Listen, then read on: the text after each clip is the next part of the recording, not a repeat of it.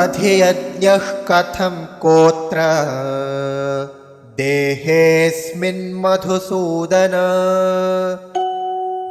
प्रयाणकाले च कथं ज्ञेयोऽसि नियतात्मभिः।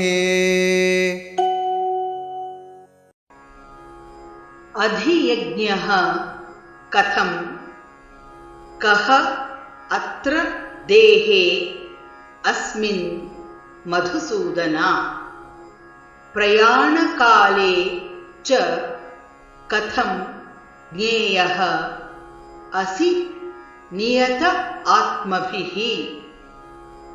अधियज्ञः कथं कोत्र अधियज्ञः कथं गोत्र देहेऽस्मिन् मधुसूदन देहेऽस्मिन् मधुसूदन प्रयाणकाले च कथं प्रयाणकाले च कथं ज्ञेयोऽसि नियतात्मभिः। ज्ञेयोऽसि नियतात्मभिः। अधियज्ञः कथं कोत्र देहेऽस्मिन् मधुसूदन अधियज्ञः कथं गोत्र देहेऽस्मिन् मधुसूदन प्रयाणकाले च कथं ज्ञेयोऽसि नियतात्मभिः।